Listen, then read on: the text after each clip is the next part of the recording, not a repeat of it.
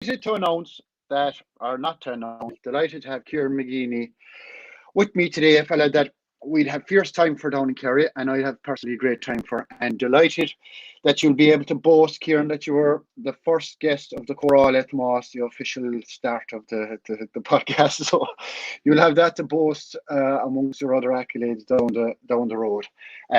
So Howard, I suppose, look, I've been doing it for a while, Kieran, and I suppose first of all you couldn't but ask, how was the lockdown for you? Because I couldn't believe myself, and I know you're around, and obviously I know you're in management a long time, but you gave 16, if I'm right there, 16 or 17 years playing with Armagh. You went straight into management, and you're 14 or 15 years solid. So you've been the bones of 31, 32 years intra-county straight. So this lockdown was probably the first actually downtime you had from that. Like, was it a shock to the system, or did you enjoy it? Probably a shock. I think my first year with minors was 88. So 88 to now, like it's been non-stop going into the seniors at 89. So yeah, it's probably, but I didn't really have much of a choice. Just before lockdown, I had to get my shoulder reconstructed as well. So it was just a week before we played for Mana. So it was a big operation for me. So not only was I in lockdown, but I was locked up too. Like I really couldn't do anything. Like, so not just being not able to sort of go to training, but not being able to train myself was a massive sort of gun to the system. So it was definitely a different time for me than what I'm used to. Was the shoulder an old injury from the Kerry fellas or from the Tyrone fellas, Kieran? I remember 2000. Or was it? He's particularly picked him. It was about 5 years. Got me within about 10 minutes, but thankfully it wasn't that one. And then there's sort of the old Armagh, they wouldn't like to tell me it was any use of done it anyway. So no, like I'd done the AC joint before, but then just like different knocks and bangs over the years, and then I fell off with gear training. So it was falling to pieces on me. So. And it's strange, like I suppose family time comes into it, and everybody's saying they got more family or time at home, and I know it's great to know that there's a Kerry influence in the house with Mara, and I suppose it kind of calms the Armagh madness a small bit, and it gives a bit of balance, like. But did you all kind of benefit from that? Like, did everybody kind of appreciate Kieran around? Yeah, like my oldest fella, Cian, he's 11 now. Like he lives with his mum and Yuri, but then like myself and more have two wee ones. We have like Dahi and Leah. It was funny. I was putting Leah to bed last night, and she was asking me if something was on my sleeve. Like, and I was saying it was one tribe, one vibe. It was a BTJ top I had, but she was saying that she's part of the team, and I says, yeah, you're part of the McGeeney clan, and she pipes up and she goes, and the O'Reillys too. So she definitely has the Kerry blood in her. But yeah, it was like that was one of the biggest sort of good points of it, because normally I'm between like work and then training and like everything, you're sort of coming and going in the house, and you're good crack with the kids, but you don't always get to sort of sit with them. So Maura would carry most of the can in that sort of area, but like it was good. It was good crack during the sort of lockdown, and with the good weather, like you're out with them a lot, like with walks and around the house. There's a dam up beside. Close to where we were, like, and so yeah, it was good crack with them. At that age, they're good fun, like, and they're just mad for a wee bit of messing about. So I enjoyed it. It is. Do you know the way you talk about commitment to Armagh and commitment to training? And I suppose there is a huge difference in management and playing, right? But the wives and the girlfriends, and they're always mentioned the night of an All Ireland or the night of a big awards night or whatever. But the commitment, like, is absolutely scary, isn't it? Like, it's the time that they have to sacrifice themselves. I think there's probably even more to it than that. I think probably, and I definitely could put those shades in this category. Like people like yourselves and myself, like we become a wee bit obsessed by the sport, and that affects our character. Like when you become obsessive about anything, like and you give your time for it. Like, people forget that like, it's not that you just ignore everything around you, but the people who love you the most allow you that space. And sometimes you get lost in that, like when you're an athlete. and like even in management too. And they have to put up with different character traits that allows you to become that obsessive athlete or person. And I think that's probably the hardest thing about being married to anybody who's like that. Like, you know, you're dealing with those traits that come with it, like I suppose the depression, like involved with defeat or the elation and the claps in the back. That like everybody wants to talk to you when you do well. Like, and the next thing, like they're sort of shoved to the side. So I think that's the hardest thing about sort of being like around anybody who's obsessive, is those character traits that are, I suppose, a residual of that type of personality. And there's definitely like she could get us into it for some of the stuff she has to put up with me. Like, geez, well, I get grief now for going out golfing. So I can imagine what you get. You know, you just touched on it there, the obsessive side of it, Kieran, right? And I remember I made my debut in '98, and it was a horror show. It was absolutely horrific, and for a fella that was kind of looking forward to it so much, and since a young fella was fucking looking forward to representing Kerry, and then it was a shit show basically, and it went horrifically wrong, right? And I went down, and even though you're always taught to say the right things, you lose gracefully. If you have a bad day at the office, you say the right things, right? But inside, it took me, oh Christ, I'd say months and months and months to actually deal with that, right? So that I came out the other side. And I think in the long run, it was probably better. But how would you deal with the bad days? Like, would it eat you up for months, or would you just can't wait to get back again the following year and prove it again? Because that was always the way out, like. To be honest, it probably would be harder for the likes of yourself. There's an expectation in Kerry when you've been on that green and gold, you're just going to win something. That expectation wasn't always present in Armagh. Like in my first debut, like people sort of say I think it was 92, but it was actually 89. I was still at school. It was just started my 7th year at school. I didn't get to play a championship until 92, but so I was only a child. I was only 17. But the first game was up against Donegal. Like, it was in the subs, and then the second game was down in Kerry. And I'll never forget it, like, because at that sort of stage, it was we went down in the train, and for a 17-year-old going down in the train to Kerry with the supporters, it was like, you know, madness. And we stayed in the Danny Man in. And you know, even at that stage, it was, you know, she would go out for a few pints and relax before the game tonight, boys. You know, it was that type of attitude. Like, as this young 17-year-old sort of walking in, I was going like, is this? Because it was like, it was.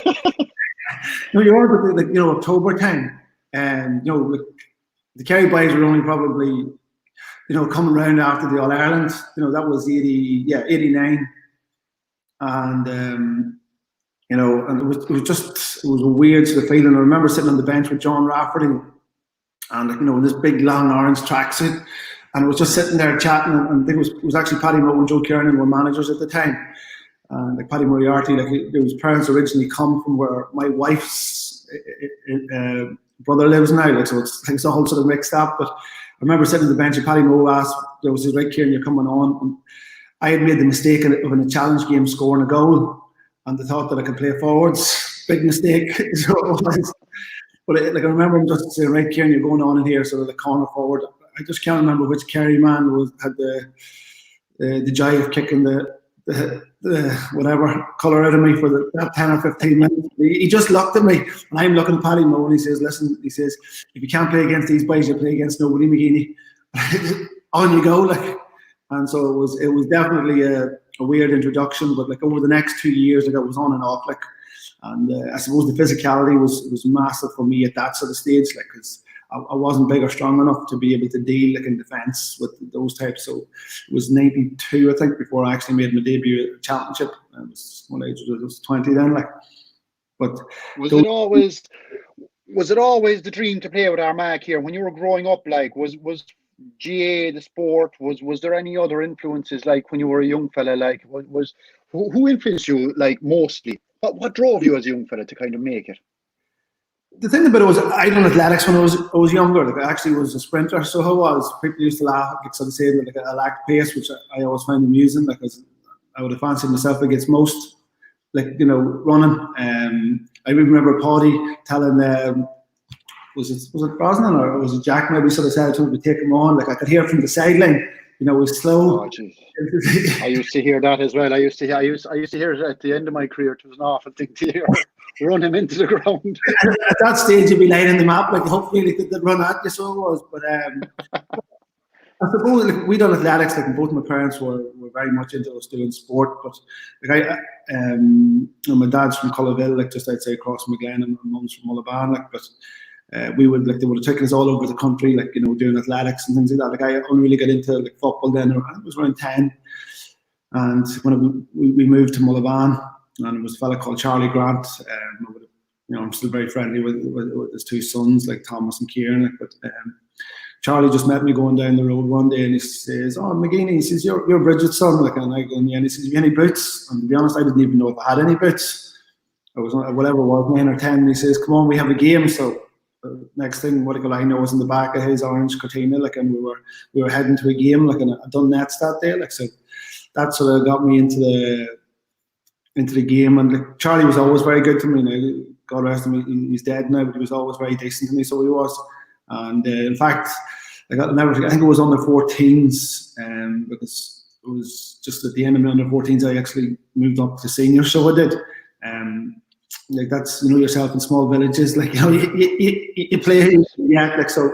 Like I was playing senior. Like with him I was 15. He bought me a pair of boots. And at that age you think you're nearly like a professional. Somebody bought you a pair of boots. Like, and you just always talk to me about like enjoying sport and like just having a go with it. Like, and it's funny, like throughout my career I've been known as this sort of dour, sort of this, that, and the other. Like, and it's funny, I get more love out of playing football than I did doing anything else. Like the joy I had, because I wasn't walking around with a silly grin on my face. Like everybody said, like, right, he's not enjoying it. Like, but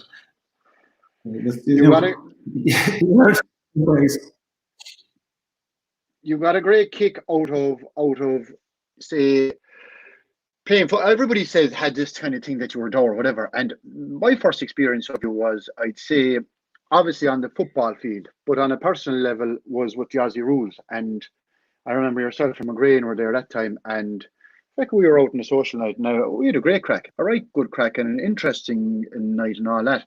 But fellas then would say that you were all dour and all this, and I was there always thinking in my head, like, how in the name of Christ can they figure you out from just being on the pitch and not knowing you or not hearing you in the media, or because you weren't a huge man to talk in the media or do interviews or anything like that, Kieran?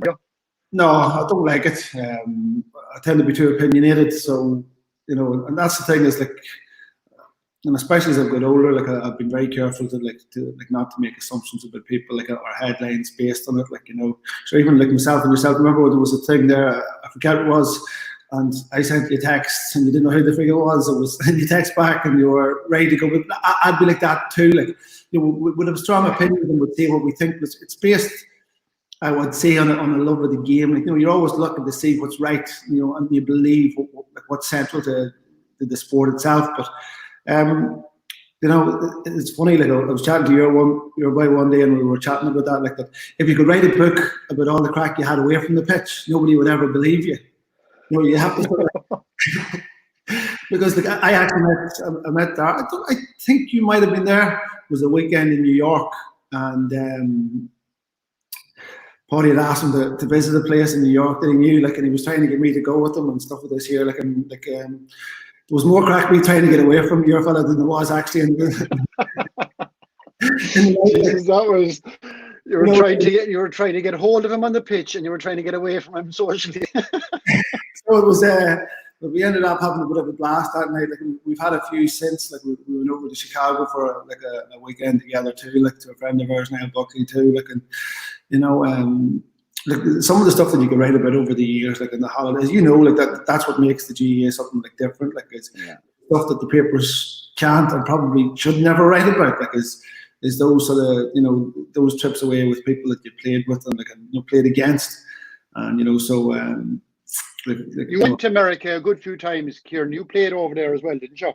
Yeah, well, like I suppose that was one of the, whether you call it the upsides or downsides of Armagh not doing well, like in the early 90s. Like, I played in Boston, we had a lot of good friends there, and same in Chicago. It's funny, like in Chicago in '95, I ended up, like myself and Anthony Toole was over. but he wanted to be a real good mate of mine. Like, but we ended up playing with Roy and Didi O'Reilly. Little did I know, like 13 years later, I'll be knocking at the door looking to marry their sister, you know, or to go out with them. Like, so it's funny that the people you sort of meet, like, and the circles that it completes. It's some good summers, like, but somebody once told me, like, it's always a bad sign when you're playing like a lot of football in America. It means that you're winning very little. I know. I was going to say, Crossmaglen dominate and still dominate Armagh football, but you won your county championship above there, and you won your Ulster club above there. Now it's always hard to go on, and we did the same at our club, and we never crossed the line. And it's very hard to win an All Ireland club, right? But you had the county championship and you had the Ulster. That meant a lot to you as well, obviously, did it? Yeah, like Mullaban, I was very lucky growing up. Like the group of boys that I played with, we did well. Like we were underage championships, like, you know, and like won them under 14s and minors and under 21s, and like we came right through like Division 4, 3, 2, and 1, like in junior and intermediate, like in senior, and we won in Ulster. Like the cross boys will be laughing at me now, but we used to slag them. Like we won that Ulster in '95. Like we beat Cross on the way to it. Like, and like we'd come from a very small club. Like we wouldn't be in that league at all, but it was a tremendous achievement for our club. And like the following year, we played Cross, and they beat us now in we'll call it a very close contact game. So we would and they went on to win the All Ireland that year. So they did. And then the following year, we played them in a county final, and it was 7-6. They beat us, and they went on to win it again. Like, but I always slag Aishan that they were lucky that I was taking free kicks that day. Like that there wasn't anybody good to be able to take them. But you know, it often just they turned into a machine after that. Like, and you know, like a huge admiration for what they've done, and how they go about their business. Like it's you know, they train hard, like they work hard.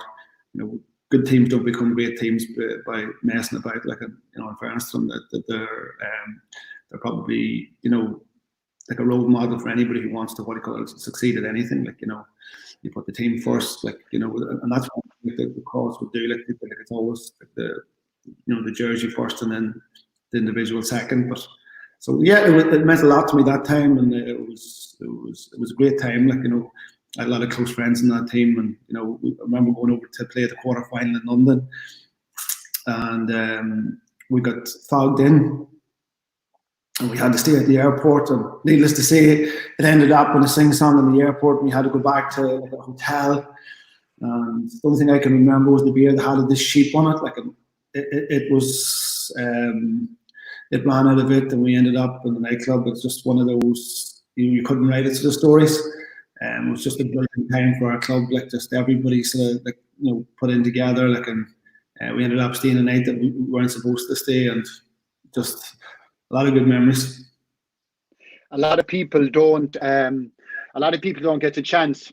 Obviously, to win an All Ireland, obviously, is one. To captain a winning team is two, but to bring it back into your own club then afterwards, Kieran, like I can imagine, it is like is it like the old fellas and the old generation, the lads that actually brought you up, meeting those fellas after what you've achieved? It must be. I've never gone through it now, but speaking to Canada and Paddy, they always speak about it. That was one of the biggest joys they got. It was like, it was lovely to go back to Mullaban, but at that stage, like I was living in Dublin, like, and you know, and stuff like that. Like it was probably a few, you know, people weren't overly happy with me. Like, but coming back to Armagh with that, like sometimes when you're in the middle of it, Tomás, you can't experience what others see in it. You know, I remember one particular story. My dad, like we were playing with the Aussie Rules that October, and Dad had been pushing me to come up to Drumby, like where he was. Like this was a big night, but he wanted me to take the cup to a friend of his, like an older man, like, and you know, like, you know me, like I was there going, I've this to do and I've that to do, like, and you know, like it was with football, like, and you know, obviously, like, you know, you wanted to do what your dad wanted you to do. So I got up and I remember calling into your man's house, and I came in, and the fella must have been in his late 80s. I just can't remember who it was, but like he was in tears. He just thought he'd never see it in his lifetime. And I suppose it was that moment you realised what it meant to people, you know, like, and like sort of that generation who would have followed like football probably a whole lifetime. And like in Kerry, you're so used to it, but in Armagh we weren't. So to experience like what it was like for a first, and like, you know, it's our only one since, like, but it was only moments like that when you did something for somebody that you realised what it meant, like when you stepped outside of that bubble of being a player. And yeah, it was a special time. There's no point in saying anything different. Like, I'll come back again. You played Sigerson, you won at Sigerson. Was it with Queens you were, Kieran, yeah. was it? Yeah. And yeah, I remember somebody saying on a train, I don't know if it was going to Dublin or coming down from Dublin, that you were qualified as a civil engineer, and some fella says there's nothing civil about that man. And that was about on the pitch, obviously. But Sigerson, like and it's only, I went to Mary I, and they didn't have a huge tradition of Sigerson, right? But Sigerson football, and I've watched it closely and I've been involved in the last few years, the standard of football in Sigerson is the closest thing you'll get to inter-county and the best preparations you can have for it, right?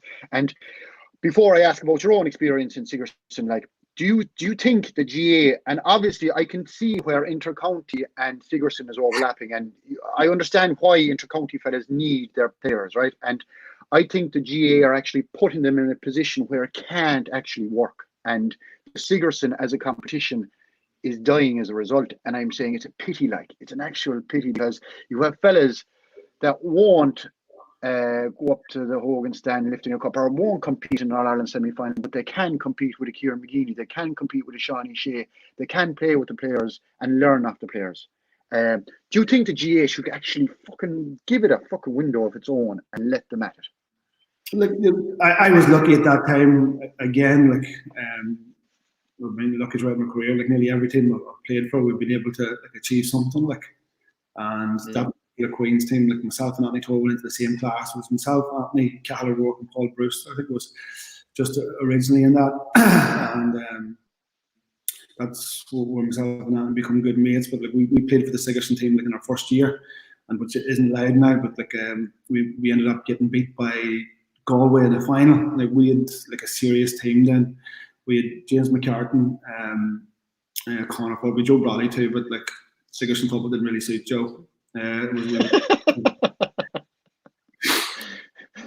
was a soft touch, but it was a fantastic team, like, you know, really. But then we come up against a real good Galway team, like Sean O'Sé, like, and Tomás Ó'Sé, like really like solid players, like, and they beat us in the final that day. But we came back the following year, like, beat St Mary's in the final. We walked it that year, so we did. We were very, very strong. Like, you know, Mars and McGueen was in there too. Like, and we were just like, it was a really good time, like, for Queens. And Desi Ryan had been a manager in the first year, you know, an excellent coach, and then Dermot Down, our man, was coaching second year. So it was good times. But the thing about Sigerson at that time, it was smaller. There wasn't that many teams in it, so it was an easier window to play. Like, and then the problem with the GAA at the minute is everything's important, Thomas. You know, it's like, it doesn't matter. Like, we've only about 12 or 13 games on average for club, and then for county, and then we have about, you know, 15 to 17 for like county. Like, so there's 30 weekends, but we can't fit it into 52. Like, and if you're asking me about like Sigerson and everything else, like, it's hard to say, because everything's important, and we all want to do it at the one time. And I don't think we're ever going to get it, because people say something is important, but like, it's like, you know, those companies like that have all these strong values and they put them on the wall and they talk about it a lot, but they do something completely different. But we're like that in the GAA. We say something's important. Like, we could play 14 league games at inter-county level. Like, we could cut away the Burn Cup and the McKenna Cup. We could go home and away from January to the end of March. We still fit it all in. We play 5 McKenna Cup games anyway, so another 2 for a league game. You can play home and away, get more crowds going, you know, finish and still play the bank holiday weekend in August for the All-Ireland final, start club in July and let it go through. But the reality is, we don't want to do that. We don't want to separate the two. Like, we're not giving either a chance. We talk about both being important. We go back to sort of saying, oh, tradition to play this, but the tradition should be to give our people games. That should be our tradition. And why we have to, what we call it, try and, you know, play the 2 most important things, which is club and county at the same time, is beyond me. Like, people say, oh, well, the club deserves to play through the summer. I'd rather the club play through the summer and then the county play during the winter. The fields we have now and lights and stuff, there's no reason why you can't do 2. Yeah, a small overlap, but we talk about them being important, but I think I was talking to actually a buddy of yours yesterday, and he was saying, and it isn't a kind of a slant at club players, but he made the point that not all club players can be a county player, but all county players are club players, right? And he said sometimes it's easier to blame the inter-county player. Like the inter-county is seen as the kind of problem and that they get whatever they want. But a lot of the time, and I know there's a counterbalance to it, do you think that's fair? Like that the county fellas are like, I can right now, Kieran, right? And I'm not even going to go into it. I'm not even going to go into what Armagh are doing now, right? But if I was a manager now and you have an All-Ireland Championship coming down and you take it so serious and you're living for it and you're going through it constantly and you're with these fellas, you'd have to be training now, like it is. I don't want to go down you for say something crazy now, but like inter-county fellas should be. The clubs are open today. The clubs are allowed to go training today, and the pitches are open today, and I've no doubt that the clubs are going to go training and they'll be lucky to see their county fellas once a week from here on in, right? And I think that's fair enough. I actually think that's fair enough because you have the same window, 3 months, 12 months, it's the same issue. The county lads, I feel, if they're given the commitment, if they want to get what they're going to get, will be, they'll have to train, like they'll have to be together to achieve what they want. Like it's always hard because you can be taken out of context and all of these sort of things. But that's why I think that there could be a separation. And it's not to sort of say that in my experience, all great county players are great club players. They give their heart and soul. You can't turn heart and soul off. Yeah. It's in you or it isn't. I know there's some players who might be a wee bit sort of arrogant and stuff like that there, and when they're back there, they don't go. They might go away on holidays and stuff like that. The majority of my experience dealing with players, whether in Kildare and Armagh, like my best players give their heart and soul regardless. And it was the same when I played. I've never seen a fella who could turn it on and off. Like he either gave it or he didn't. And I just think that there's too much made. And I can tell you this here, I hear it all the time about what county managers do. If it was such a great job, you wonder why people only stay in it for a while. But you don't have the say, and it's a constant fight. And if you're asking, one of the best things about the lockdown was, like Maura said, that I seen more at ease with myself for those 8 or 9 weeks, because you're not battling the shit that you have to listen to on a 24-hour basis. You know what I mean? Like it's amazing the amount of people who make assumptions and what do you call it? Like it's just, it would drive you nuts. So it would, but you have a lot of good people out there too. They're the people you're always trying to sort of talk to and have time for, because for nearly every good supporter, you'll have 10 people who never show up, but they all have an opinion. And I do believe they're in every county, Kieran. They're in every county. I know Paddy made a famous comment or whatever, but they're actually in every county. They're in every club, and I know they mean well, but it's just fucking hard to take. Most of them don't even go to the games. I don't mind sitting with Tomás, and him having an opinion. It's great.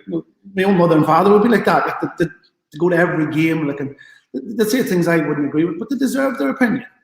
Their opinion is they go to it, they support it, they give money towards it.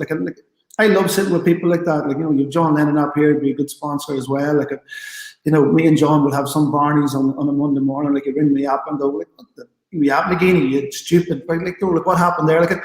I enjoy that sort of. Pat Mangan was the same in Kildare.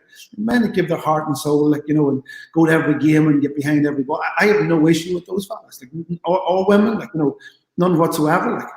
Is it true you surround yourself? And I don't know. I heard this off a lad. Is it true you surround yourselves with fellas that will actually argue with you, that will actually take you up on what you're doing, that don't lie down with you, that actually question what you're about? Yep.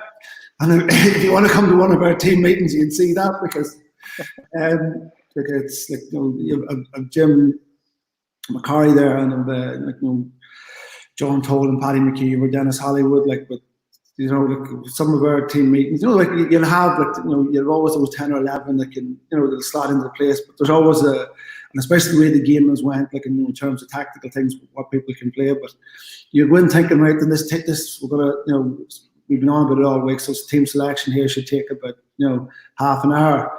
3.5 hours later, you're coming out, like the sweat's coming out of you, you're ready to take it. And just before you leave, you know, Paddy will come back, hey, Kieran, just one more thing there before we go. Like, I'm not too sure about this.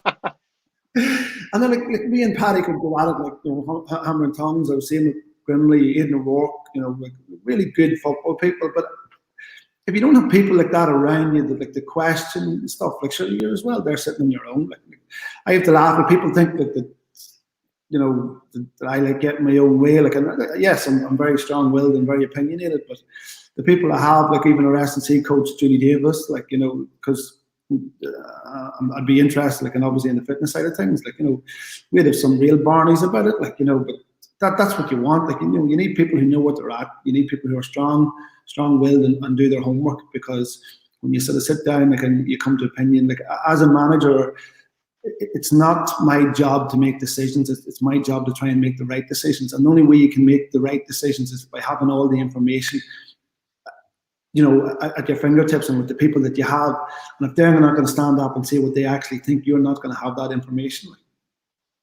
Yeah, I remember 1998, I was picked against Cork, and it was huge that time. Kerry were All-Ireland champions in 97. And they were going out against Cork in Killarney the following year, and it was knockout that time. And just like that, just you saying, you know, the selection meetings, they're obviously Paddy was inside with the lads, and we were in the car waiting, myself, Jack Ferter and Darragh Canada, and he had us waiting inside in the car 2.5 hours long, and I knew I was either in or out, and he said on the way back, he waited a good fucking 20 minutes on the way back in the car, and he says, you're in. He says, I had to argue for an hour. He says, please don't let me down on Sunday. I said, I left him down with a fucking bang on Sunday. How did you end up, Kieran, with because I went to Nemo, and every fella has a different story. How did you end up with Na Fianna? Because you had great years with them, and you said the importance of a club player and putting it in with, and you were a great club player, the top club player in Dublin for a good number of years. You put it in with Na Fianna, but how did you end up there? It is a long story, like, you know, it's always hard to go through it because you're fighting against this thing, like if whether it's the Sheiks in Kildare or like I don't know who Na Fianna had, like, you know, with all the checkbooks, but you hear this, but the reality is oftentimes not really as exciting as people would like you to believe. Like Mullaban were going well at the time, but I was down in Dublin and I just started a new job in the Sports Council. And so I was travelling home 3 nights a week. And at that time, there was no motorway. I'm going to begin to sound like my old boy here, like, and you'll talk about the days I used to pull the bales of hay back up there. But it was a long journey. Like, I used to leave work at 4:45, and I'd get into Lurgan when Brian McLinden was managing, like at 7:45. And this is probably why I struggle sometimes with people talk about, like, you know, commitment and things like that there. So, like, because we were going through, you'd leave Fitzwilliam Square, then you'd have to get out, and then by the time you got to Swords, it was like jammers, and then you were going up by Drogheda, so you were, and then, like, you know, you were going through Dundalk as well, like, you know, like there was a sort of slip road there, and then you were going up to Lurgan. That's where we were training. Brian had us training in the Clonagale pitch, and if you were late with Brian, you had 16 widths of the pitch to do. And I remember one time, like, I was late, and I was like a devil, like I was going, like I had to sit in traffic, like and Brian just goes, well, maybe you should have just left 5 minutes earlier here. You know, that was. But so I was doing that, and then I was travelling up and down the road twice from Mullaban as well. So it was, like, I was up and down the road 5 nights a week out of the 7, like in Dublin. And just like at that particular time, Mullaban were sort of coming off, like, you know, doing well, and you know, like, fellas had different things. We were after giving 2 or 3 years of really strong commitment, and it was just getting sort of too much. And like when you were getting home, and, you know, like a lot of the fellas weren't able to get to training, so it just seemed like it was just a constant barrage of up and down the road. So like I just wanted to live in Dublin for a while. So I talked to Peter about it at the time, Peter McDonald, and like, he understood where I was coming from, and, you know, that like it was hard to give, like, commitment to both. So it's funny, I bumped into Desi in Coppers one night. Where else? And sitting at the edge of the bar, he was chatting to Cahill, like, and I was chatting with him. I'd marked him a couple of times, but I knew when he was talking to me, he didn't know who I was, like, you know, but he was just looking at me going, like, you know, Desi's time, he was probably going, like, did I run into this fella sometime before, like, and so we just had a chat, and he was saying, like, he was just asking where I was training and stuff, and I was telling him, like, no, really train down here, like, a friend of mine, Dennis McKay, sort of helped me out with sort of gym place and somewhere to run, like, but so he said just to come down to Nafina, and so I wanted to go training, and just ended up going with them, like, and just went on a bit of an odyssey then, like, Nafina hadn't won anything in a while, like, and I know just at the time, like, people were saying I was mad going to Nafina, and they were telling me all sorts of stuff, like, but I had great years at Nafina, really, really enjoyed my time there, like, great bunch of fellas, like, you know, Pillar Caffrey was manager, but we went on a run that year, like, we won the county final, got the whole way, went to the All-Ireland final, and ended up playing the Armagh champions across McGlen, like. Well, like, you know, I remember, because I continued to play the National League for Armagh at the time, like, the whole way through. So then, like, and at that time, obviously, like, you know, we were playing before Christmas, and Pillar and them were, you know, thinking, like, I shouldn't be playing, like, you know, for Armagh, and, like, we were doing well, like, and I was saying, no, that wasn't going to stop, like, so, in fact, we played Cork 4 days before we played, I think 4 or 5 days before we played Cross in the All-Ireland club, and I was playing against, we were playing Cork and Cross McGlen, so I was out on the pitch, and, like, and the 4 or 5 Cross boys were watching, like, you know, and, like, you were playing and they weren't playing. Yeah. But they'll probably argue that's why Cross won and I didn't.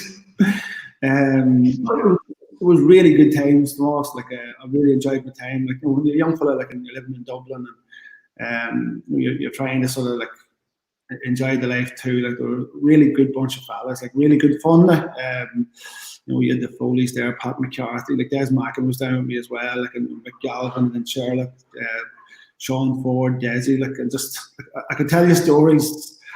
And thank you. the Dubs have a great wit, haven't they? They're a good crack, like. But, like, just some of the things you couldn't say, like, because people, first of all, they wouldn't believe that I'd probably be doing it, but it would sound bad, but it wasn't. They were just good times. Carl Donnelly too, like, you know, a basketball player there, like, and like, just some of the crack we had, like, after games, it was just, you know, it was brilliant. It was really good times. Like, that's what I'm saying. Like, I was so lucky with the teams I played with Mullivan and Nafina, like, not just winning with them, but the characters, like, that was there, like, they were good people. Good people. You bought into it.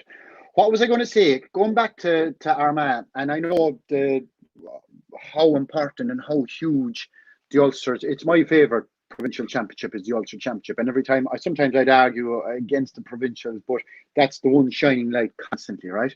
When did you were dominant in the noughties, right? But before obviously this, I'd say in late night, when did it corner turn that you could say, hang on, no, we should be thinking more than Ulster here, we should be thinking fucking bigger? It probably goes back a good bit further, like, for me, like, I always wanted to play for Armagh, and I always believed that we would win, and I know that's easy to say after, but I did genuinely believe that. But, like, I remember chatting, it was to Jim McConnell and Martin McQuillan, like, I remember just talking about it, like, and at that stage, like, you know, we hadn't won in Ulster in a good while, and they were sort of saying that to focus more on that. But the whole idea of winning All Ireland really took, as a team, I would say it was after the 92 minor final. Armagh got beat by Meath, but I had come home from Boston just before that, and Brother Ennis, who was my minor manager, said, like, you know, the Armagh minor team were in All Ireland final. He says, we're just playing a bit of a game. We're trying to get, like, a bit of you know, a wee bit of physicality against them. Like, they're playing Meath, and he asked me to go up to a challenge game when I came back. He says, yeah, no problem. So myself and a few of that team, like Damien Harris, Glenn Valley, like, just went up, and we played this minor team. We're playing in the All Ireland final. And Brother Ennis came over to me before the start, and he says, now you're picking up a young fella, David Morrison there, and he says, like, you know, I want you to take it easy, and he's, you know, he'd be our star player, like, and, you know, just, he says, don't want you, you know, listening to him, like, not that I would do that, as you know, Tom Ross, like, but he would have got it. So we played this game, and I couldn't catch him, but he was unreal.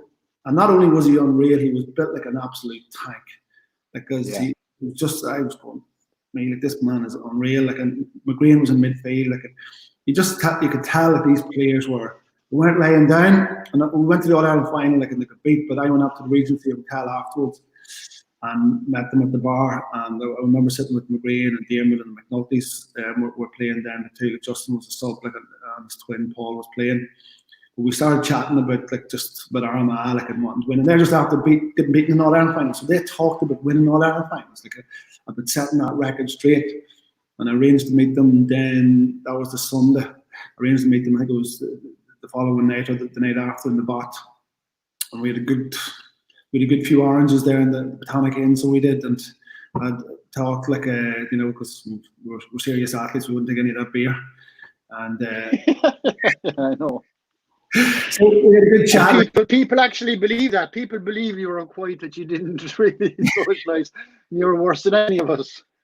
So when we had that, like, then myself and McGrane, like, would be sort of like similar fellas, like, but we chatting about how important Mars was still a 7th year, like he was still doing his A levels, like how important he would be for this year. So we got into a car the next night and we went down to his house down in Lurgan, and I remember knocking at the door and his dad was there, Marcel, like, and just sort of saying, "Do you mind if we take Diarmuid out for a pint?" And so we took him out and we started chatting about it, and it sort of came from there, like, and like we hung about with each other the whole time. Like we played football together in America, and we socialised. You know what it's like that's what makes a team, is the connections. And over the next 4 years, we were talked about it. We had to take people with us, and it's not that easy to. I think that's something like people in Kerry and Dublin don't understand. The culture and the environment that you grow up in is different. There's an expectation there. There's a want and a desire. There's people queuing up to play for you.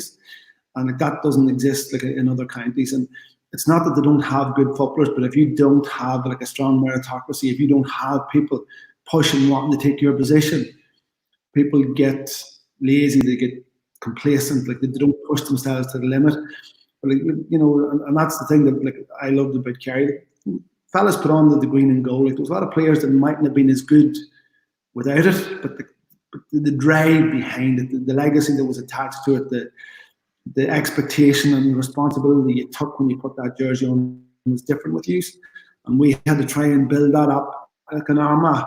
We had to have people pushing and fighting for those positions. And it took us a couple of years, Brian McLinden, Brian Canavan done a great job of pushing us hard, because they've been very friendly with the likes of Paddy and John O'Leary and other, like Larry Tompkins, and they would have pushed us really, really hard, harder than we've ever been pushed. And they just built a team within Joe and Paul came in and really put the icing on the cake. Joe also had that sort of expectation, he was a winner, and Paul was very. You'd like Grimmy, there was no messing with him. You didn't have to ask him twice where you stood with him. So it was a great fear. So and that's where it came from, and that's where it pushed on. But then there's always sort of more could have been done. But that's where I suppose the change came from, was around '92, and those 4 or 5 players coming on that had an expectation of winning. Yeah, your team, Kieran, and it was the battles you had with Tyrone, right? And they were absolutely, you had to come down and you were filling Croke Park for Ulster finals, all that. But the team he had, like the McNultys and Aidan O'Rourke, you had Benny and goal, you had McGrane out around the middle, you had you inside in the middle holding it all. But the forwards you had, Jesus Christ, right? You had Clark going well, you had McDonald coming brilliantly compared to 2000, even to 2002. I thought he was a different player in 2002. He had a confidence that he didn't have in 2000. Oisín, obviously. I'd say the training sessions, you obviously mapped each other. They're as good as forwards as you had. The McEntees were there, obviously, as well. The forwards you had. Can I just ask you, your philosophy, and I think it's your philosophy still, get the ball to the fucking danger men as quick as you can. Well, simple as that. The role in any team is key. Unfortunately, in sport, all the people in the inside line is going to get the glory. But they're all going to hate this here, but they're very rarely your best footballers. They're very one-dimensional. They finish. So they are. But your main footballers, it's not like people don't take this as me saying it about myself, but are mainly between 5 and 12. That's the way it used to be. It's changed now because everybody can play everywhere at the minute. But that's where your driving force, that's where your engine was. And we had some great players like in there, like, you know, we had McGrain and John Toll, which were a great partnership. Like, you know, John would have been as hard as nails, like, and, you know, he was there, like, you know, and he worked in partnership, but he worked to work with McGrain. You had John McEntee and Paddy McKee. Paddy McKee was probably the best young player that ever put on an Armagh jersey. And then you had Aisha McConnell on the other side of him. And then in our half back line, you had between Andy McCann, myself, Aidan O'Rourke, and Kieran Hughes, like any three of the four of us. Like, so, like, it was very aggressive, you know. But like at that stage, like, that's where the turnover was coming in the game. It was becoming more mobile. But like, I suppose that's why I always enjoyed playing Kerry. Kerry played that game, and I always liked, you know, like my dad said at the wedding, like, you know, that like he hoped that like, with myself and more if we had kids, like it's got a wee bit of the Armagh flair and a wee bit of the Kerry. Like, they'll be good. And I would slag the boys. The toughest team I've ever played against is yourselves. The most aggressive. And people think that as a derogatory statement, and it's not. But that's why I love playing it. Against the top teams, there's never a quarter asked nor given. You know, it's just toe-to-toe stuff. And like our games in 2000, the two semi-finals, and that went extra time, were probably the two hardest physical games I played outside an Aussie rules game in Galway. It was just incessant hitting. Tyrone brought a different game into it. They were far more mobile. Like, you know, like that physical confrontation wasn't as strong with them. But with yourselves, like, and even when we played in 2006 or 7, like even though the game had started to change then, we still wanted to take each other on physically. Yeah. It was that, and I love that type of game. I slag is about it, but I thought that was the way football should be played. You know, it's changed now, like, and things like that. Like, and it's a better game now, but I suppose I liked it because like, I felt like I could exist in that game. Like, but so, you know, like around that time, those games, like, you know, like, were to me were the ultimate, like the peak of what like our team was about. Like, in fact, I think probably at that stage, like we were extremely strong in 2000. Like those two games against yourselves, like I would always find it we were a wee bit unlucky. It's funny when I'm talking to your boy and talking about John Bannon, he's always giving out about him because of the 2000. I'm always giving out about him because of the 2000. He gave us a free kick. I don't know if you remember in the we had scored, and Ashton Campbell actually passed me the ball and scored the point to put us at the point ahead. Like we were 3 minutes into injury time, and you know, as McConville said to me afterwards, he says, "If I had seen it with you, McGeeney, you would never have got it." Like, and like, we thought we had it. And I don't know who it was. It was Daly maybe coming out with the ball, and Wayne went to block him. And like, you know, it was like, especially for that game, like it was minimal contact at best. But John gave a free kick where the ball landed, not only where it rolled to, like, tapped it over, like we got it, like.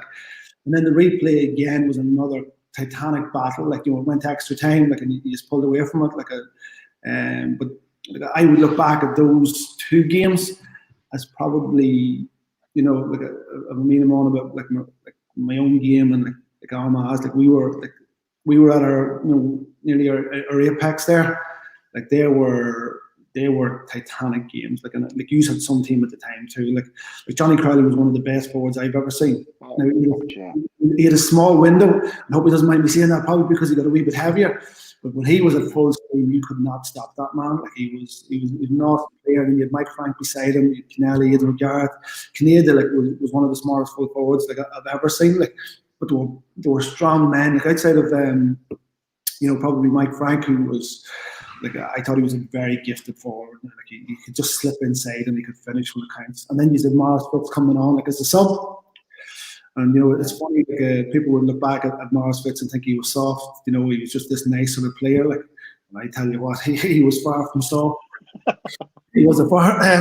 You know, a good story about him was, I remember we went down to play in a challenge game in 2000 that year, before we played the championship. And Paddy had warned McAlinden to come with his full team. Like, and like we were actually short. Like nearly all our forwards, cross boys couldn't make it that day. So we played yourselves, and you were giving us an awful trimming. Like we had no forwards. Like, you know, we could say John Mack wasn't there, Paddy wasn't there, Stephen, I don't think he was injured at the time. Like, and I think Marsden was injured, so we had nothing up front, and he was giving us a bit of a peeling. Like, and Paddy was roaring, I was as thick as a ditch, like I just couldn't stand this here. But he put Morris on, and next thing Morris came in, and he bumps into me, like, and we're at each other, and we're along the sideline. Next thing Morris turns to him and says, "That's it, McGeeney." He says, "Fucking," he says, "Paul, he sees you give me a dig or two. He says, you picked me so we will." But like, at this stage, I gave him everything I had, and he thought this was a bit of fun, like.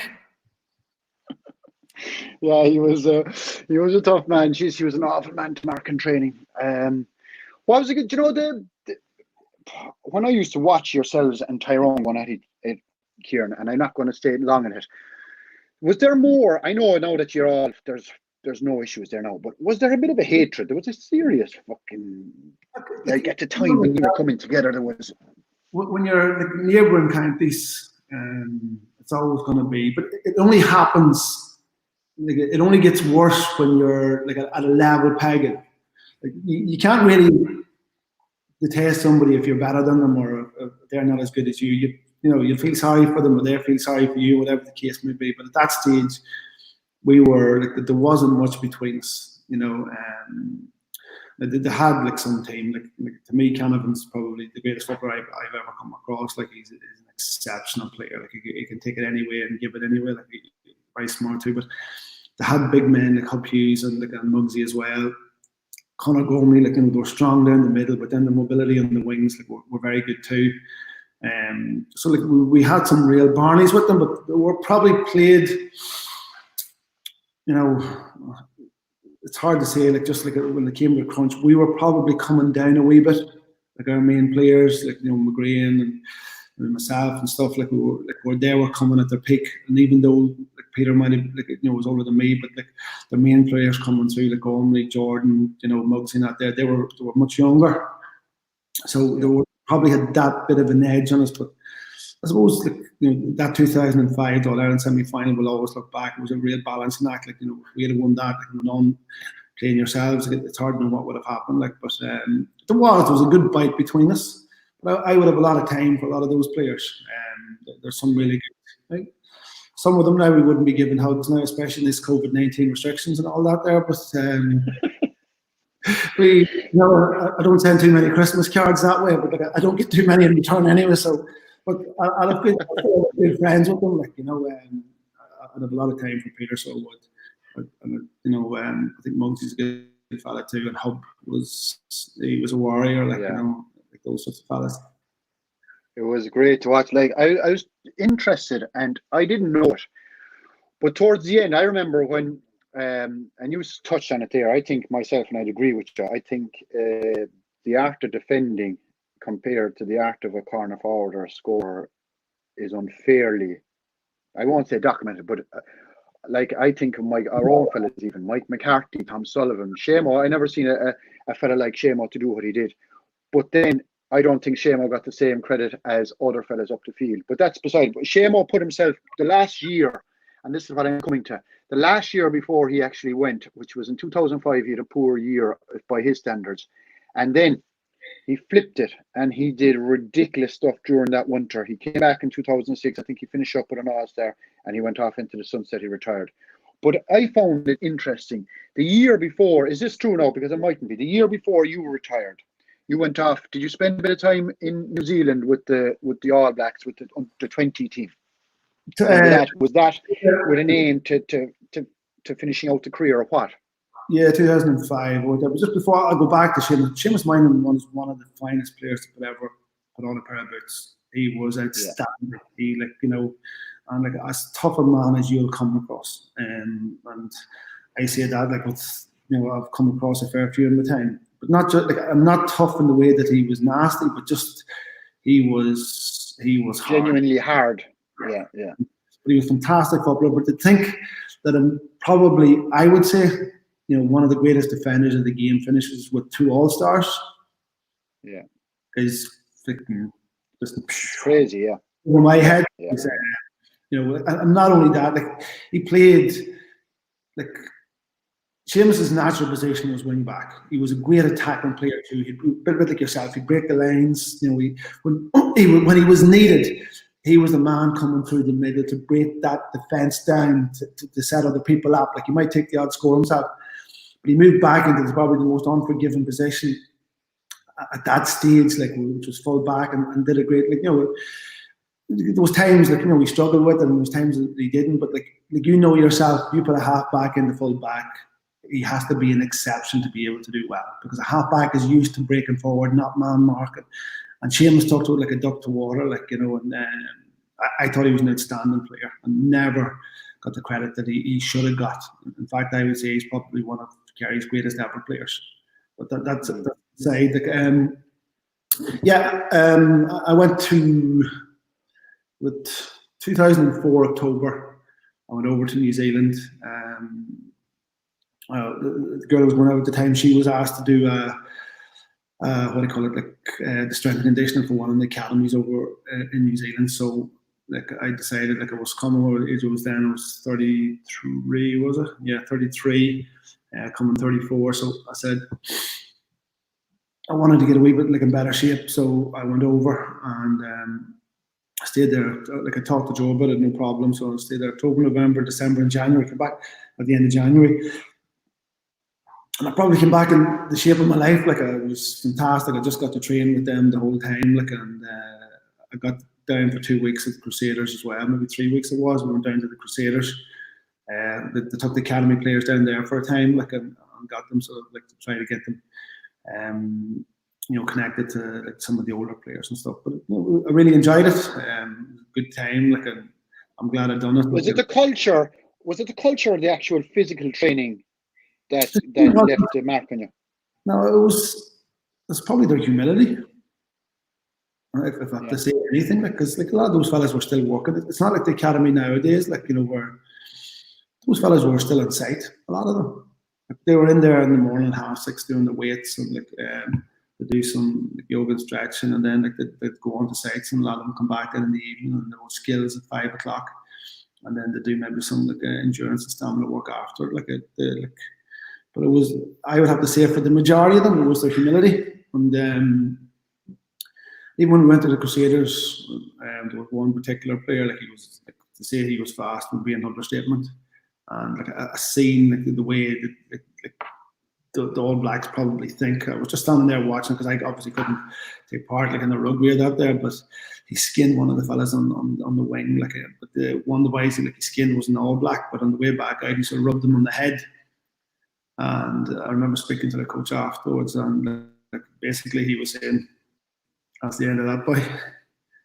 Like, they don't take stuff like that, like, you know, well, it's, you know, that whole sort of thing, like All Black, better people make better All Blacks, or if you look at their old sort of line, like, All Blacks don't do dickheads, like, you could see that permeating through like the culture, like as Crusaders, like, and as I got a snapshot of it for those couple of weeks, but that's the one thing that, like, to me is always paramount in any team, is that the jersey comes first. And when the jersey is big, like it is in Kerry, like it is in Crossmaglen, like it is in Kilkenny, like it is in Dublin now, when the jersey's big, the individual is never bigger. But it's in the smaller teams that are trying to make the breakthroughs that have maybe some superstars, and that superstars becomes bigger than the jersey, you'll win nothing. Yeah, that's the problem. Jesus Christ, I could talk to you all day. I have a couple of more questions, Kieran. The MMA, right? Was that to get a better grip on Gooch and Declan Sullivan going through the middle, or was that what was the thinking behind it? It'd be to get a better grip on Galvin, like, you know. Galvin would be very suited to it, I reckon. Very suited to it. It's hard to say that, all the tough guy, but you need discipline. You think you don't, but you do. Like, yeah. It's not that Paul wouldn't be disciplined, but I think he'd enjoy it, because I think he'd enjoy the people in it. There's a strong camaraderie, like in jiu-jitsu and MMA and stuff, like, which goes way beyond what people would sort of think. Again, like, it's you know, the assumptions of mindless thugs and things like that there, like, are very far removed from the actual people who are involved in it. But no, like, to be honest, like, when I took over Kildare, like, I was fairly honest with them, like, the opinion of them, like, in the white jersey and everything else, like, it, you know, would be one of sort of softness, and I just decided, like, I would do something in pre-season, like, you know yourself, like, in pre-season, like, for most athletes, the gym bores the ass of you. And like, despite what people think of me, like, I hated it. Like, you know, it's not something you want to be left to pieces of metal. So like having a wee bit of something different, you know, you don't mind going to training when you're enjoying it. You have to love it. Like, you know, that's what I say to people. Like, people come to me and says, "Oh, I'm not enjoying it anymore." And I go, "Listen, go home then." Like, honestly, and I don't mean that in a bad way. I mean, like, if it's not in your heart, like, you know, don't come to it. Like, it's not one of your amateurs or anything else. If it's not there, like, don't do it. Like, you know, I think it's an honor. But anyway, we went and I decided, like, I wanted to do a wee bit of martial arts. Like, I'd always had a thing for it, like, but I never could do it when I was playing. But I done a wee bit of research on it, like, and I found out that Brazilian Jiu-Jitsu was supposed to be the most effective form of martial arts that there was. So I got a number from a friend for John Kavanagh, so I rang him up, and I was actually speaking to his sister Anne, like, and I was saying I was looking to do a couple of sessions, but I didn't know it at the time. But John was standing beside Anne, and I was looking to do a couple of privates, and John doesn't like doing privates, so whatever she was saying, like, you know, whatever, just say it was £40 or £50 for the private. John was saying, right, tell him it's 100 or 150, like, and no problem. So when I went and I met up with John and done a couple of private sessions together, like, and I loved it. Like, I thought, like, I could see a lot of things, you know, in it that probably other people wouldn't see. Like, thinking under pressure would be the big thing. Like, when somebody's trying to kill you, there's always a way out. There's always a way. When somebody's trying to kill you, like, it doesn't always seem apparent.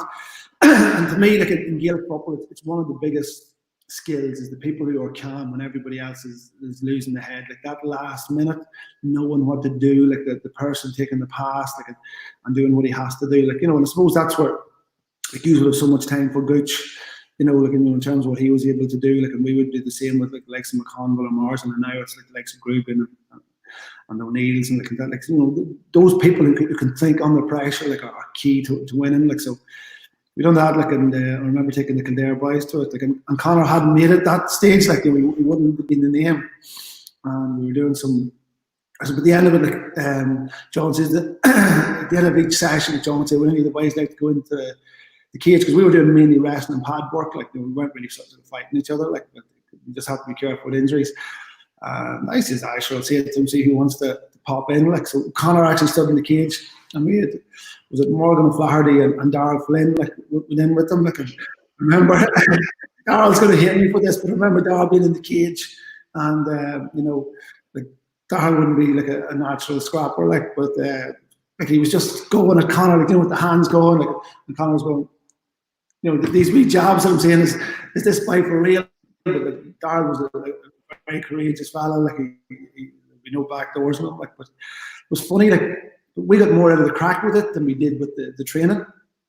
Yeah. So, like, you know, the guys and, you know, just the messing about, like, we done a white collar boxing thing, like, shortly afterwards, and the slagging that comes with stuff like that. Like, you know, people don't see that from the outside, like, they think it's all, like, it's boxing. But, like, even, like, the night we done the white collar boxing, like, we had Trevor Brennan up, and you know, we had a good couple of parents, but, like, you know, the slagging before, even, like, we were all up in a different room, like, before we went out into the ring, like, and, you know, I had to fight that night as well, like, but the slagging was just unreal, like, you know, like, it was working.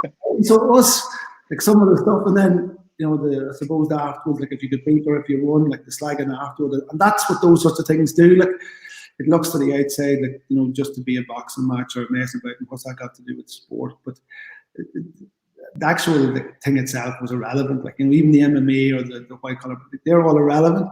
It's the crack the players have. It's something different. You know, a bit of fun, a couple of drinks, messing about. You know yourself. That's what makes a team. Like. Yeah, the connection you have. I don't have time to go down the road of the management with you, Kieran. But what I know, and you touched on it there, the parts of it that you don't really enjoy, and the parts of it with the, you know, the constant having to deal with issues that are outside of your control. What gives you the most enjoyment? What gives you the best kick of it when you're involved in training? And you had it with Kildare. You obviously have a great bond with the lads, because Kildare, even though it finished in a way you probably didn't want it to, the players still wanted you there. You obviously have it with the Armagh lads. I've never heard a fella saying the bad. What gives you the best kick about managing a team? Well, the one thing you know about management, you even look at, like, your own Uncle Paddy, like, he would have given his, you know, like, it's like he was the ultimate carry man, like, and you still end up getting abuse. So like it doesn't matter what you do in management. Like Jim Gavin's probably one of the few people. Like I see it with Mickey Hart too. Like 3 All-Irelands, like 3 national leagues. People still give out about it, and I'm there going, oh, like, what planet did it be on? Like, you know. So it's you accept that as part of management. But like, I suppose the biggest kick for me is seeing players realise their potential. Like it was one of the things that I used to love about Aussie rules or the provincial game. When you actually go and play with these people from the bigger teams, the first thing that you notice is nobody's that much different than anybody else. You know, the difference between the very best and the next is small. Like, and that's what I'm saying, culture, like in jersey and all that has a lot to do with it. So I suppose the biggest kick that I get out of coaching like young players is actually get them to realise how good they are and what they can do, and to be able to map that out. Like we all have bumps in our lives, so we do, like, you know, we only see the forefront. Like you know, when you close the door at night time, like, and we all have issues, we all have problems going on, we all have things in our lives that, like, you know, that are hard to get over. But, and I'm not saying sport prepares you for that, like in a brilliant way, but it definitely gives you a set of skills that allows you to wade through those weeds and get over those bumps. Like, it's, you know, like sometimes resilience is something that you need in life, and friends is the thing that comes with that. And like I say, we all have those. So like, I love being able to like transfer that over to fellas and sort of get them to understand that, like, first of all, there's a balance in life that's needed, and that they're lucky that their loved ones allow them to do what they do. I try to convince them that, like, that all of this shit that they hear in the papers about, like the chore and the thing about like representing their county, that it's an honour. And just because it's an amateur sport, like most sports are amateur out there, like, you know, like Olympians, everything. Like, it's not that. It's giving yourself to something bigger than who you are as an individual, like, and giving your lot to it, and not being afraid to give your lot, like, and being measured as that person, like being measured as that man, like, that goes out and gives and is not afraid to fail, like, and because you're going to do that a lot in life, in family life, like in you know, like in your work life and stuff like that. But like not being afraid to give it like your lot, like, and seeing what happens at the other end of it. And then probably the last thing, like showing them the connections and support are important, and the friends that they have now, that the memories that they're going to make are going to last them a lifetime. Like, you know, we still talk about the cracks, and like most of the stories you could talk about, like we won't be talking about live on air, but those sorts of things are massive in your life. Like you carry them with you the whole time, and it's true. Like we all want to do well, we all want to make, you know, money, and we all want to have good jobs. But you know, to me, like, people say, would you swap it over again? Not a chance. Not a chance would I. Like the memories I have, like, well, you know, and the friends that I've made and the battles, and like they've lost and won, but I wouldn't change it. Not a second of it. Not 1 second would I change. Like it was brilliant. You know, they're the sorts of things that you just can't buy. Yeah, fuck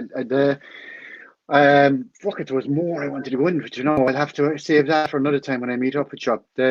Finally, the championship this year, Kieran, right? And I'm not even going to ask you about Armagh, but I'm looking forward to the Ulster, because you'll probably have knockout, and you'll have Tyrone and Donegal going at each other, and then you have Armagh waiting for them. And Christ Almighty, like you're going to have. I'm looking forward to Roscommon and Mayo. I'm looking forward to Kerry and Cork. Not looking forward to Leinster at all. But those games will be good coming out. You're looking forward. Can I ask you, are you worried in any way? I'm looking at the golf. I'm looking at Grant McDowell now after pulling out because his caddy got the virus. And then all the shite, poor Conor McKenna had to go through outside in Australia, and it wasn't a positive. Are you worried that if an amateur team like us, who are going working, who are whatever, if one of us gets it, does it fuck up for everybody else? It's a tough one, and it's always hard to know. But one thing that I would sort of say is like life has to go on in some way or form, you know, and it's hard to keep that lockdown. Like we've tried to do our best, and I think we still need, like, and times have definitely changed, and we still need to be aware. And it's going to be difficult, but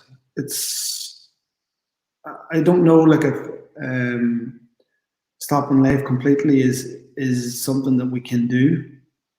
I just don't know if it's something like that, like, is doable. Like, we haven't seen the full fallout of what has happened, and I don't mean economically, I mean like, you know, from a psychological point of view, and even the world that our kids are going to grow up in, like, you know, like every time like Lee and Dahi go out of the house, or Kane like coming back and like getting them to, what do you call it, like, you know, wash them down with like the antibacterial stuff, like, you know, they need bacteria, they need their immune system to be able to grow too, like, and so I don't really know, Tomás, like it's hard to say, like we could get a second wave of it, like, but I think life is going to go on. I think the GAA is essential to who we are as Irish people, like, and I think it's part of our life, and to me, I just hope it gets bigger, and I hope it gets better, and you know, and I hope it continues to grow like in the way that it has. The only thing I think they need to do is to make some hard decisions. I don't think the county is the bad thing that everybody makes it out to be, and whatever they make out of a county manager, that's it. But like county football and county hurling's our window. Like it's that's what the kids fall in love with. Like, and you know, our club is the cornerstone. It's the foundations in which we're built, and like you can never take away from the importance of that. But don't knock what's good. Like, we're an awful shower for knocking each other. Like, you know, like, we're the same. You know, like it's like, we're all the same. Like, and we have this constant sort of barrage of knocking each other and talk about money and everything else. Like, and, you know, as if it's bad for Offaly to want to, what I call it, like, you know, to get up where Dublin is. They never will, but because they don't have the population and the sort of drive and like and the money behind them. You know what I mean? Like that's the power. But you know, stop knocking each other for wanting to do well. Like, yeah, like we have to control things. I understand that, and we have to get better, like, and more sort of aware of what's being done. But this constant knocking of each other and having goes at each other, like it would depress you. I know, it's freaking, but it's always the way we are in the GAA, like we spoke about it there. What was I going to say here? And I'm going to leave you at that. But I can't wait to see you. I've been a fierce fan of yours for a long time, and the way you play football and your general attitude. I'm looking forward to the championship. I think a lot of people are down and they're giving out about club and county, and here we are. We're going to have club. We're going to have county. Let's enjoy the bloody thing. And hopefully, the one last question, yes or no? Because everybody said you were mad training and all this, and just before I finish, I just want to tell everybody that the podcast version of this is coming out next week. I'm not a great man for technology and all that, but it will be sorted for next week, so on all these will be available on it. They said this is only a yes/no answer. Is it true that you always have 3 or 4 desserts when you sit down after a dinner, that you had a fierce sweet tooth, but that you'd have it worked off you by the end of the night? I would put it this year. Anybody out there who's sort of looking at, I'll challenge anybody to eat desserts. I could eat more than anybody, so I could. But I'm 49 this year, and I'm getting to that stage like where I can't train the way I used to. But like I still train, like obviously with my shoulder gone, like I don't train at the minute, but I'll be back in September to full contact. Like, but would you take part with the boys in training? I wouldn't join in football anymore. I'd done that for a couple of months with Kildare at the start. I remember when he coming over to me and he just says, "Listen, boys, you need to pull back a bit. You're not going to make more friends with that." But like you're too old. Like the mind's always willing, Tomás, but the body gets weak. And I could still do it on the mats and stuff like that. Like, and there'd be a few sort of crazy figures that you wouldn't want to mess with. But I can still train to a high level, like, and I love that. Like, and it gives me empathy with them. Like, so I have a few that like might tell me like that I don't know what it's like, you know. So I'm always able to take them away and show them that I do. Like, but I couldn't compete with those fellas now. Like, the game has moved on so much. Like, it's like we have some fantastic players, some big boys. Actually, look at Ray O'Neill coming in, like at 6'3", 6'4". He's only a child, like at 21, like, and he's here in the gym, like, and he's only beginning to develop, and you just go and like, yeah. It's a different kettle of fish. Yeah. Kieran, thanks a million. Regards to the family, regards to Mar and the kids, and I'll come across you somewhere else and enjoy the championship. I wish you all the best, and thanks a million for coming on. No problem, Tomás. Good man. Thanks a lot. All right. Good luck. Bye. Good luck.